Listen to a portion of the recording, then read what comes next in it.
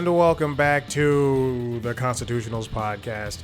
I'm your host, Chad White. If you didn't know, this is the premier podcast for the website cpluscomedy.com. Like I just said, it's a website. Go there. Welcome back in. Here we are. You might be hearing a dog lap up some water. You might be hearing other things happening in this apartment. But gosh dang it. Oh man, you better believe things are happening. Should I have done this a couple of hours ago? I should have. At one point, did I take a nap? Yes. I was so tired from the gym this morning. But that's what I do. And now here we are. Here we are sitting and recording this show. And I am vamping because I am swiping away at things on my phone. Nothing about just like tasks from Google Tasks and what else? New York Times things. You think somebody takes a beat? Oh, I have a new Amazon delivery. Nothing important. It was treadmill lube. Yeah, lube up a treadmill all the time. Where is it? Was it delivered to my package room? Oh, goodness. I gotta go get that. Here we are. Welcome back. What's been happening? Welcome back to it from a break. I just released a new interview with comedian Maggie Crane. She was very lovely and funny. A lot of energy over there. But she's a nice, fun person, and I'm glad I sat down with her to talk to her. It took some doing. What's been going on? I made a pitch sheet for interviews. That's a behind the scenes thing. What it is it's just like a one sheet, a PDF of what C plus comedy is, what the interviews are, what the Constitutionals is, and then as I'm writing out, and then who I've spoken to before. So as I'm writing out different like the descriptions, like okay. So, the interviews is the video portion, the video version. Right. But then you go to the audio goes to the Constitutionals. I don't just talk to no comedians, I talk to everybody. But here's 28 comedians I've spoken to. Craig Ferguson, Tiffany Haddish, Larry the Cable Guy. Oh my gosh. I'm wearing a new shirt. My sister got me some clothes for Christmas. She got me 2 shirts. One of them is striped. I don't wear stripes. And then the other one is this one. And even though it's a medium, it's a loose medium. Not that I expected it to be tight. Well, Christmas happened. I was able to finish all my Christmas movies. And then December 23rd, I was just recording late night lately, so this story is fresh in my mind. Anecdote, not story. The December 23rd, I read that Stranger Things is ending on New Year's Eve, and I think, okay, all I've been watching is Christmas movies for the past week. Like truly, it was just Christmas movies, and then when I wanted a break, it was The Simpsons. The Simpsons is on Disney Plus right now, streaming live. And I thought, well, I haven't seen the show since the first season. Like I watched the first season. I went, this is not a good show. And then December 23rd, I said, I'm going to watch the entire show after starting at season 2. Did I watch a recap of season 1? I sure did not. I remember the lights were on the wall and Will was gone and some other stuff. Demogorgon. Barb, I remember Barb. And then I watched the show from December 26th at 8 a.m. until January 1st at 5 p.m. That's why I finished the last episode. I'm not somebody who likes to do that binge watching thing. I'm not somebody who likes to watch one show all the way through. So this was a tough feat for me, and I didn't enjoy it. I did not enjoy it. There were moments where I kept expecting for the show to pick up for me. It's not to say any chat about the quality.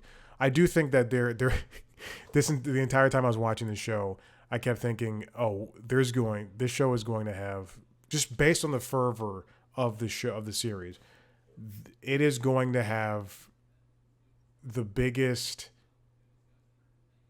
revisionist history in a couple of years.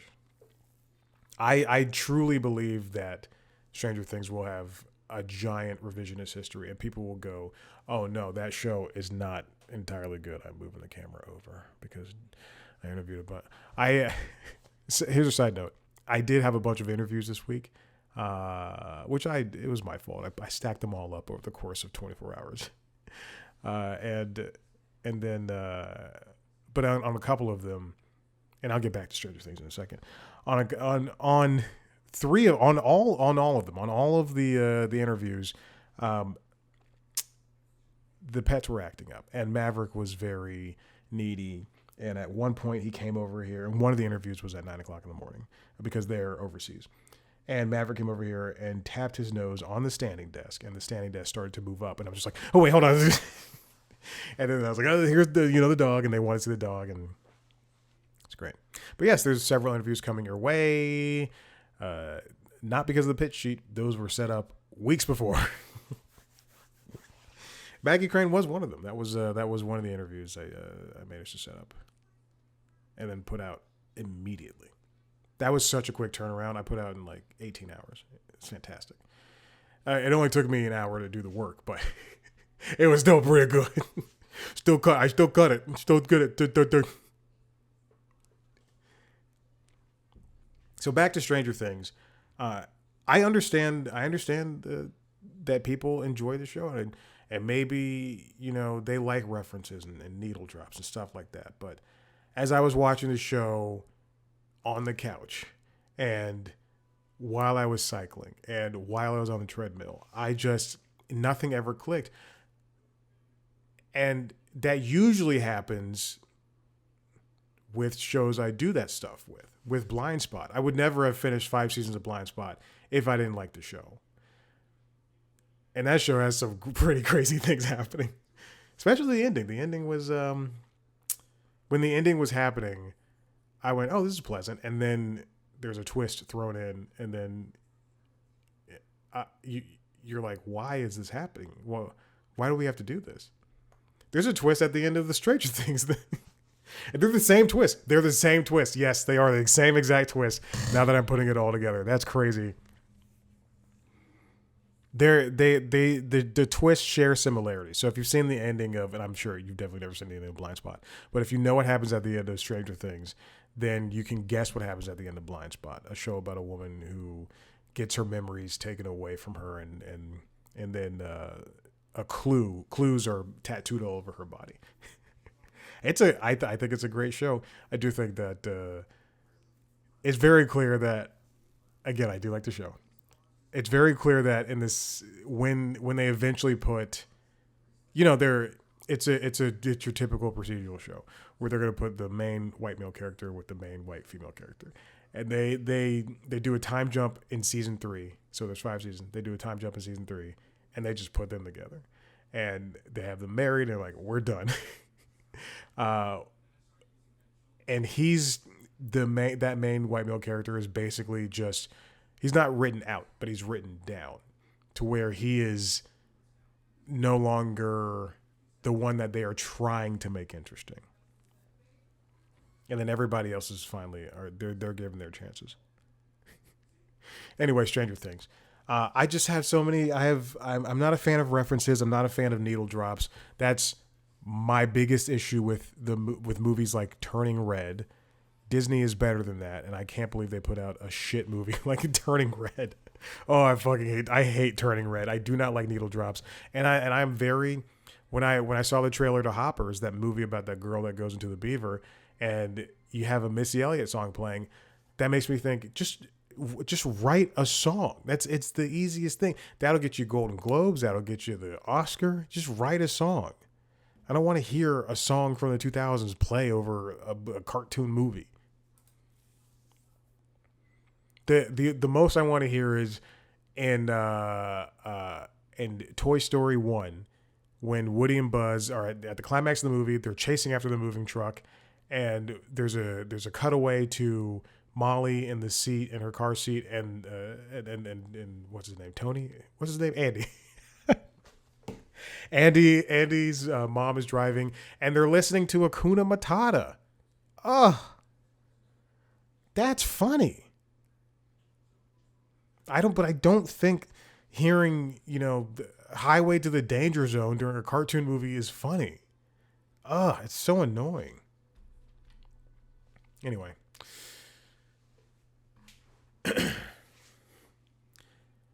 What are we doing for this new year? Things are not any different.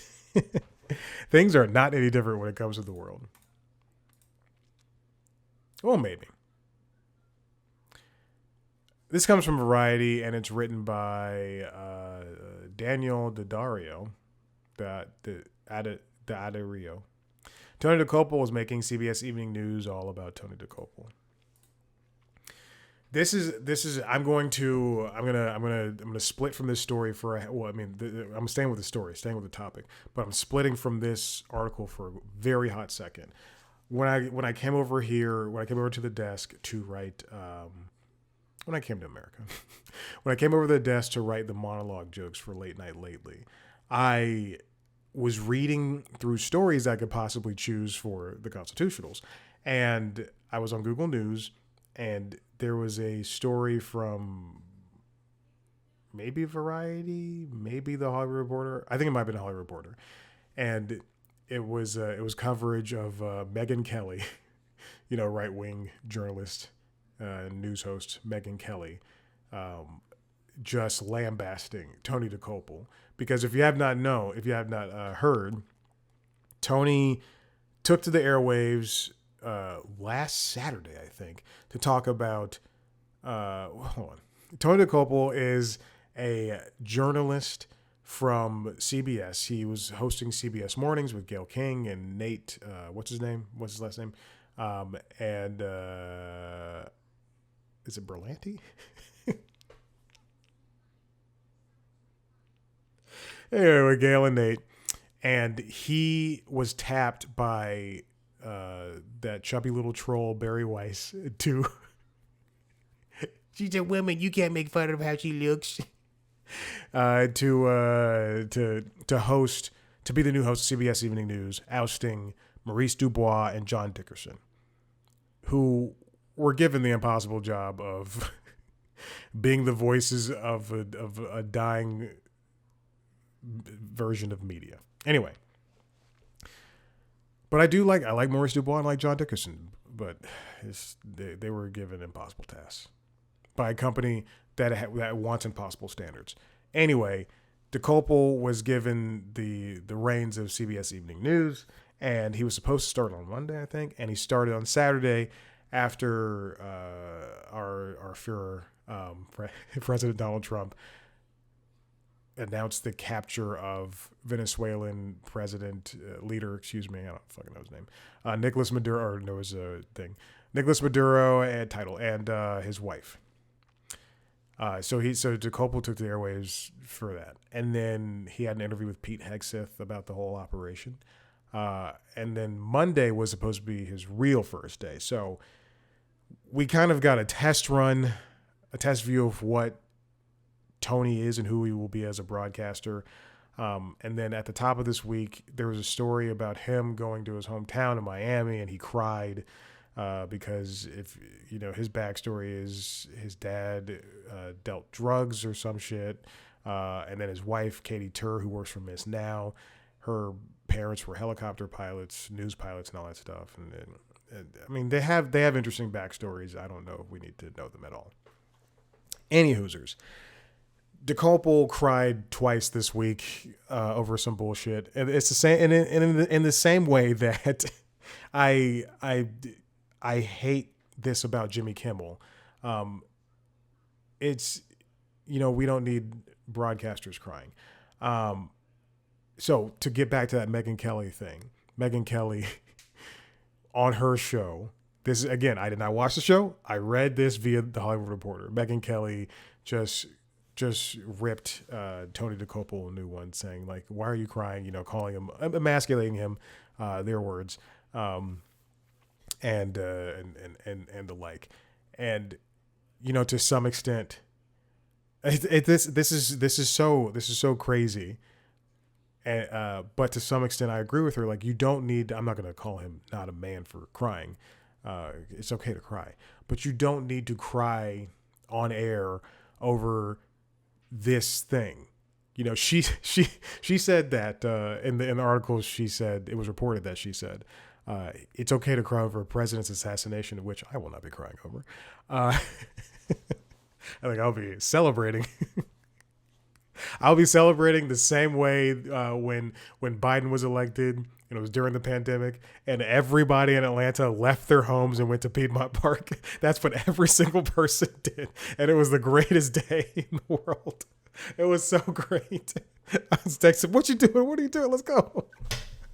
Oh my god.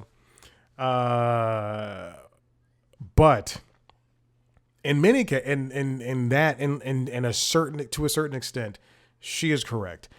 There is no way that Tony Dokopil and now let's go back to Daniel's the Daddy Dario's variety piece. Tony Dokopil is making the show about him. And when you are hosting CBS Evening News, you're not just a voice for CBS. You're not. I want to close my work laptop. You're not just a voice for CBS. You are also the mouthpiece. Excuse me. You're giving you're the mouthpiece. You're the mouthpiece for the audience, regurgitating the news to us in a way that we're supposed to easily digest it. And I know I'm not putting words together very well, but I'll get to it. And to come in on day 2 and 3 with many mistakes, because there were flubs. He had a lot of some teleprompter issues and some story based issues that just haven't worked out. And he's like, oh, just a lot of day 1 flubs here. He said, I think that's exactly what he said. It's you are not the topic, the story, the subject. I relate to it in this way. On Peloton, when I take a class from an instructor, and let's say it's a Taylor Swift, yoga class. There's no fucking reason why you need to start crying in the middle of that class, because this is a very specific thing I'm mentioning. There's no reason you need to be crying in that class because this song reminds you of your sister. There's no reason you need to be doing a rowing class that features the music of the musical Wicked, and you start crying because you relate to Elphaba. I'm not saying everybody, but I'm just going to say a general number. We are not there for you. We are there for the music. I'm not there because this person is teaching this class. In fact, I don't take that person a lot. But for $60 a month, I'm taking who the fuck I want. We are not there to take that class because you are teaching it. We're there to take that class because Taylor Swift songs are in there. I'm there to take that rowing class because I like the Wicked musical songs. It's not about you, Tony. It's not about you unnamed Peloton instructors who you could easily find. So to have this man come on this show and kind of just point the lens at him, it's a little unnerving. It's not a little. It's unnerving because this show is supposed to be representative of world news. You know who I have not heard from David, is it David Muir? David Muir. He's the host of ABC World News Tonight. And you know what? The only thing I know is that he hosts that show. Same thing when Lester Holt hosted NBC Nightly News. George Stephanopoulos is this week. And Nancy O'Donnell. Oh, for a split second, I forgot that her name is not Nancy, it's Nora. Nora O'Donnell, when she hosted the show, it wasn't about her. Tony is, but we couldn't accept a woman in that seat. You're just gonna get period blood everywhere.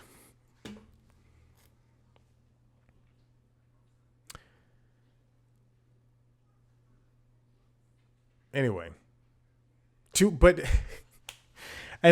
I think a lot of this stems from Tony's insistence. I used to like Tony a lot, and now he's just going down a track that I'm thinking, Katie Tur, you got to get out of there, honey.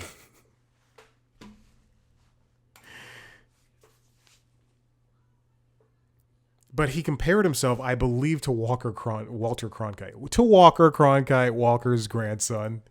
He's really trying to be a country star, but it's just not working out for him. Because at one point he said that he's going to be more accountable than Walter Cronkite. We don't have that type of broadcaster doesn't exist anymore. Lester people that I get that was people like Lester Holt. Those people are gone or they're aging out, and we can't be comparable. We can't be comparing ourselves to them anymore, to that style of broadcaster anymore, because that style of broadcasting doesn't exist. We have to look at how cable news has transformed what news is. People are getting news everywhere, and it's fast and it's frenzied, and in a lot of cases, it's untruthful and unfair. So to want to be the next Walter Cronkite, but to have an opinion and do a puff piece on yourself and to cry during it, those are opposite ends of what you want to do.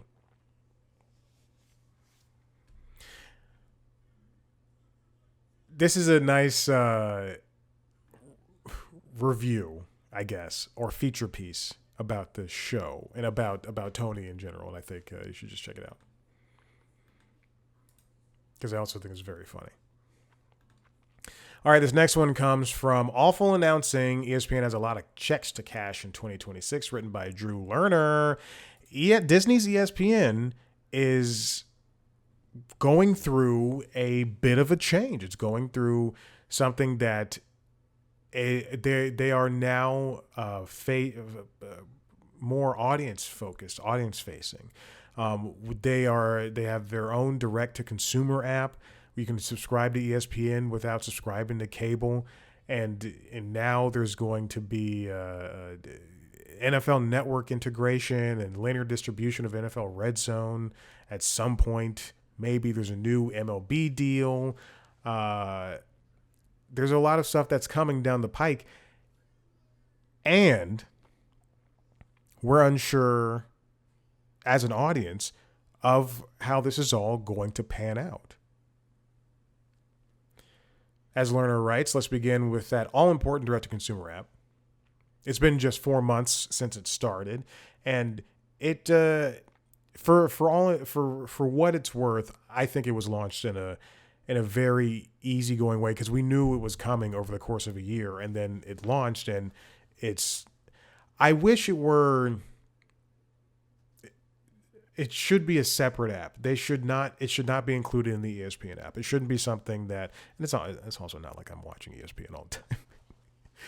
The only time I watch ESPN is when there's a game I want to see. There's nothing else I watch on ESPN. And 30 for 30, that's it. And ESPN Ocho, I watch the Ocho. But it's difficult to because of the YouTube TV integration or the lack thereof, that it's not available for everybody, and arguably on the biggest pay TV service there is at this point in time. It's also very confusing. There's the naming conventions are strange. The unlimited aspect is just something that I'm not a huge fan of. Oh, I'm sorry, I'm on the wrong window. I was about to click something that did not need to be clicked, and then we would have seen what would happen. There's still no clear timeline for when customers on YouTube TV will see the access to ESPN Unlimited, even though that we were promised it months ago, and that was months after the launch too. Awful Announcing learned in October that the reason these major distributors don't have access to ESPN Unlimited yet is due to technological challenges.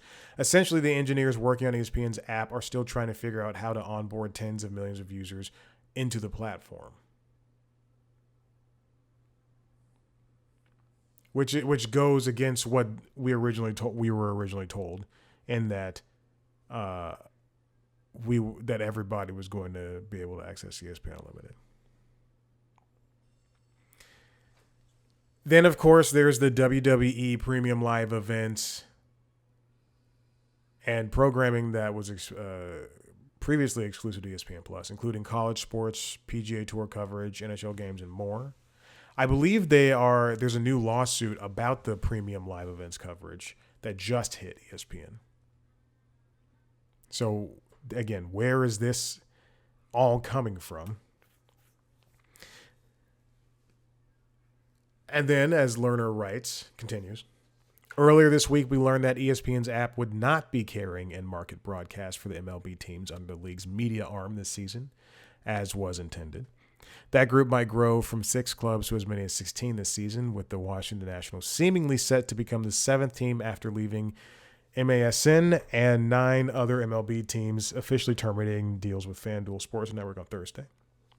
Instead, in-market fans looking to stream their local MLB will need to utilize their league's own platform.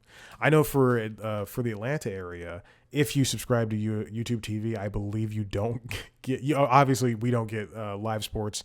Not live sports. Live local Hawks games or Braves games, because BEIN left YouTube TV years ago. Same thing for Tennis Channel, Tennis Network. I miss it. Their Tennis Network is still there, but the extended arms of the Tennis Network with the live coverage is gone. Live coverage of the good stuff is gone. You'll get a lot of lower level stuff.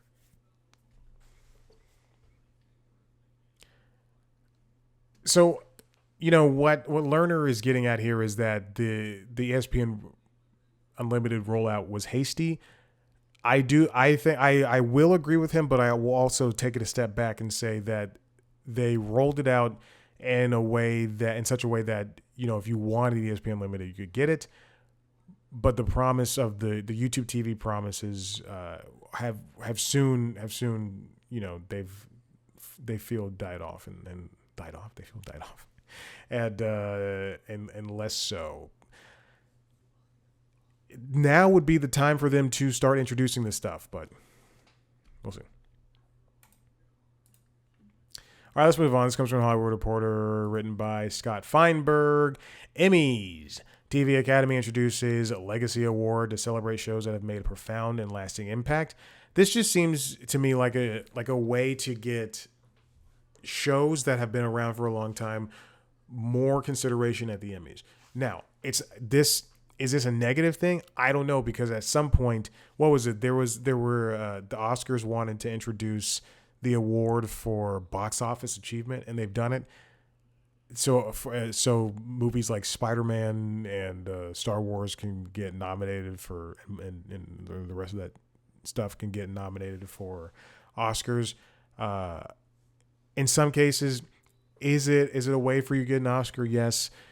Is it an Oscar that you want? Not really. Now this award is important because shows like It's Always Sunny in Philadelphia, which has been around for 17 years or 21 years, or however long it's been around for, that have not rightly been recognized, may finally get a chance to be recognized. Now, the Legacy Award candidates, you can only get this award once, and you must hit the following criteria: A, accumulated a minimum of 60 episodes across a minimum of 5 seasons, and B, demonstrated continued or sustained relevance, influence, or inspiration to a genre or of television, an existing or new audience, or society and culture.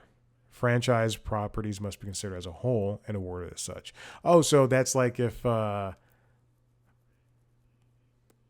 Grey's Anatomy, Private Practice, and Firehouse Subs. What was that Firehouse show? Station 91. Station 19. Sorry, I have dyslexia for numbers. Station 19.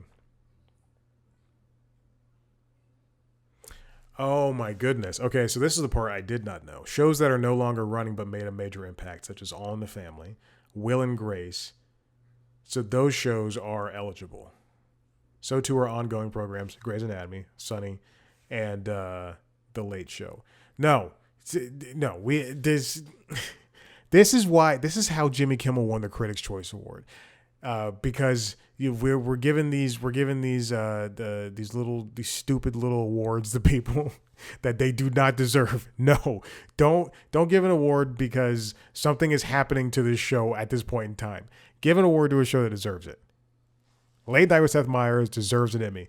It's Always Sunny in Philadelphia deserves an Emmy. In a lot of cases, this feels like the Rock and Roll Hall of Fame, where the White Stripes can. This is a good pool. This is a really good pool, where the White Stripes can be on the ballot for 2 years or however many times. I don't know who can be on the ballot, and then they can be inducted, and then Jack White on his own can be inducted before the White Stripes are inducted. I just don't like this. I think it needs to be for shows that are ongoing, like Grey's Anatomy and Always Sunny. All in the Family already has its Emmys. Will and Grace already has its Emmys. Let's get Sunny the Emmys they deserve. Programs may be nominated for the Legacy Award by members of the TV Academy's Board of Governors or its Special Awards Committee, or via letters to the TV Academy, members of the industry, or even the general public. Okay, I'm not general public.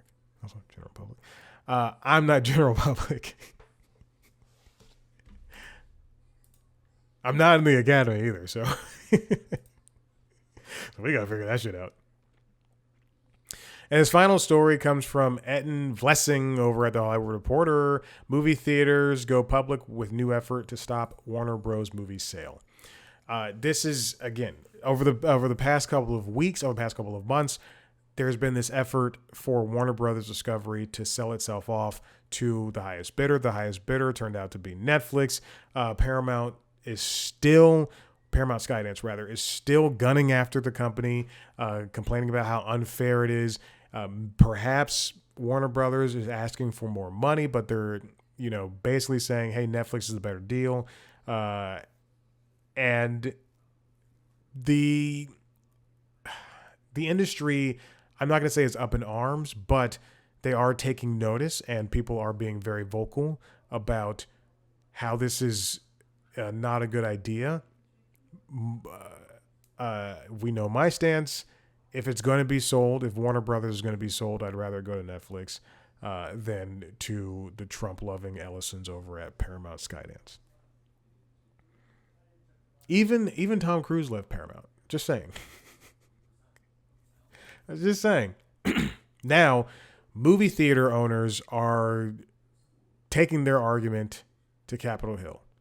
This comes from Cinema United. We are deeply concerned that this acquisition of Warner Bros. By Netflix will have a direct and irreversible negative impact on movie theaters around the world. That is very true. I believe I saw a headline a couple of days ago regarding Netflix's proposed distribution of the movie and longevity of movies, of Warner Brothers movies in theaters. and it would be I think the number was 19 days, which is crazy. Imagine if The Dark Knight was in theaters for 19 days and didn't make any money because people were going, oh, and in 20 days, it'll be on Netflix. That is so crazy. I do not like that. No one likes that. No, not one person on this planet should like that, because if that continues to happen, then we will not get the movies that do well. We will not get more Avatars. We will not get more Sinners. We will not get more Spider-Mans. This may sound like it's consumer friendly, but have you seen a movie on Netflix? I've been watching this Korean action series called The Roundup, and it is so good. And I'm sure, it came out in theaters in Korea because it doesn't look like a streaming movie. But then last night I was watching the Tom Cruise starring Oblivion. The side note, I've seen that movie before. I saw the movie once before. I didn't know what happened. And then I went, I'm going to watch it again. I sat down last night and I was watching this movie and my eyes were wide open. I went, what the fuck is going on? I don't know what's happening in that movie. There's clones. He's a clone guy. Earth was destroyed. I don't know. Andrea Riseborough gets naked, and that's what I was looking at.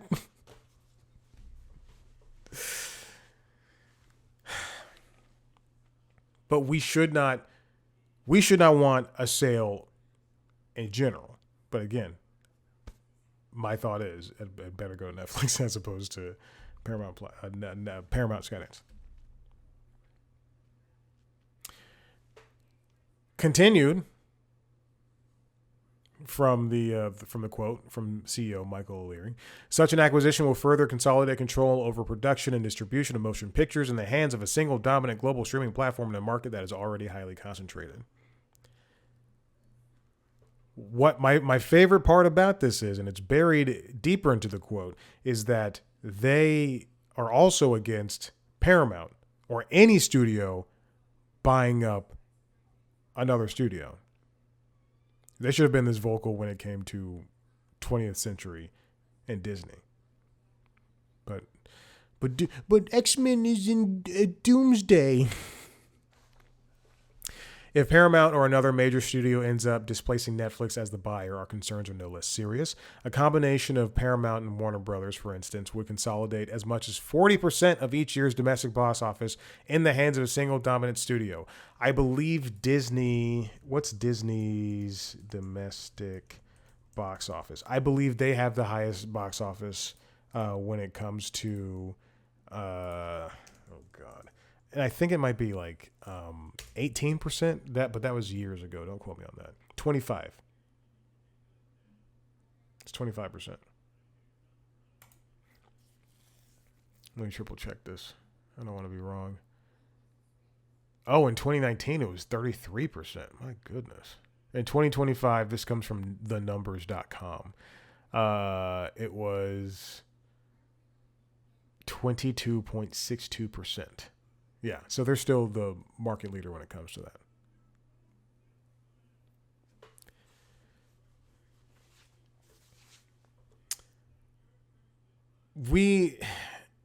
I agree. A couple of weeks ago, Seth Rogen said that it'd be, he just said it kind of as a joke, but it'd be great if AMC, and also Seth Rogen he has two shows on Apple TV. And he had Ted Sarandos in one of those shows. So I don't know whose side he's on. But anyway, Seth Rogen said it'd be great if AMC was able to buy Warner Brothers. And in a lot of cases, yes, that'd be wonderful. Warner Brothers should be running itself, and there should be a way for that company to still be existing. Because when you look at the whole of what Warner Brothers is, if they put out that Wonder Woman game, if they continue making Batman Arkham games, if they, instead of making the Gotham Knights and Suicide Squad. I played a little bit of Suicide Squad. It's not good. But it's playing it on Steam Deck, and it at least features characters from the Batman Arkham series. That's all I can say about it. But I did buy it on Xbox. It was like $5 this past week, and I said I'll just buy it. I'll buy it on Xbox. Am I gonna play it? I will play that before I play Gotham Knights, and I won't play Gotham Knights. I think I actually have a couple of minutes. No, I have a couple of minutes in Gotham Knights on Steam Deck. These are free games. Anyway, but I bought them on Xbox, so I still have my money. But if Warner Brothers Warner Brothers was able to continue putting out movies and doing and getting big names and releasing movies, I think it could have been, but this is years ago. It could have been self-sustaining if they didn't lose Christopher Nolan, if they had already gotten Tom Cruise, because I believe he's at Warner now, and if they had the acumen of Disney, if they were putting out hit after hit with Disney. And as much as I lament the creation of the Marvel Universe, at least that shit is making money, and at least it allows people to, or invites people to the movies. It's as much as I love a movie like Weapons, they're going to have to put out more movies that are bigger and more movies like Weapons. So it goes twofold. Movies that are big, like the Marvel universes and all that stuff, and Star Wars, and it doesn't have to be IP, but just something that draws people in, and then Weapons that people can just talk about. Look what Zach Kreger did before. Zach Kreger did before, after Whitest Kids You Know, but before Weapons. Whitest Kids You Know is such a funny. I love that show. But he did The Barbarian because the studio gave him a chance, and he made this hit, and people love The Barbarian. It's a fantastic movie. It's a movie I love so much that I bought it. It's fantastic. It's like two movies in one. And then he was able to do Weapons, and now we're going to get a Weapons prequel, I think. Yeah. With Amy Madigan for some reason. I don't know why we need to. I also don't know why it's called Weapons.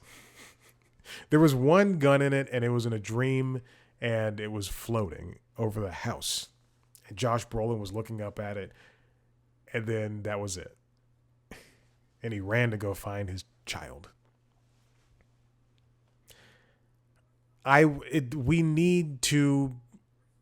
Warner Brothers needs to put out movies and shows that I really think that it could have done if it did this years ago, and had a focus on HBO Max to a point where like they didn't delete the HBO from Max, and they weren't offloading all these shows and movies to other platforms, or just offloading other shows and movies because they don't want to pay people. That's how you retain.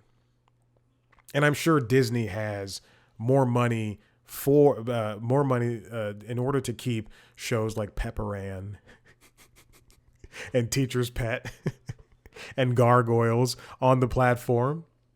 But even still, they got rid of movies that I never got a chance to see, like The Incredible Ivan. Is that what it's called? The talking gorilla movie, I think. I don't know. But what they have on Disney Plus is a lot better offer than what is available on HBO Max. Anyway, but it's not just theaters, and it's not just streaming. It's also the audiences, and they should have stuck with the HBO branding because people know that. And the real issues came after Time Warner sold Warner Brothers to AT&T. That's when the issues for Warner started. That's when the biggest thing, because AT&T should not have been running a studio. But at the time, it was a good idea for them, that they thought it was a good idea for them, because they're like, this is where money is. And then they see it's not that easy. One of my biggest concerns about Netflix owning Warner Brothers is that the Warner Brothers imprint, the HBO imprint, will just be dissolved. Not literally, but it'll just fall into under the Netflix name. And that's the same concern I have about Hulu when it comes to Disney Plus. Last night I'm on Disney Plus. I'm scrolling through things, and you get to sections where Disney has like is Disney, Star Wars, ESPN, and then Hulu was like 7 tiles down, and I just felt Hulu's the reason why you're here, Disney Plus. I wish there were a way for Warner Brothers to do this without the aid of Netflix, or without being purchased by Netflix, and without the threat of being purchased by Paramount Plus. Paramount Plus is like it's like your dad gets remarried to a very mean woman. And she's trying to adopt you, but you're like, I don't need to be adopted. I don't need to be adopted. Oh my gosh. All right, listen, if you like what you heard here, head to the website cpluscomedy.com, where you can see me talk to celebrities sometimes. Celebrities of all types of celeb. If you want to watch a video version of this show, go to youtube.com/cpluscomedy. We're going to watch a video version of the other podcasts, Late Night Lately, the Late Night Show, and LinkedIn Logs, the Jobs podcast, as well as video versions of the interviews, under the interviews. Subscribe to those shows wherever you get your podcasts. Follow us on social media at cpluscomedy on Blue Sky, TikTok, Instagram, and YouTube. Me on those platforms at Chad Black White. Thank you so much for listening. We'll see you next time. I'm going to keep talking until I get to the part where I fade up the song. Bye.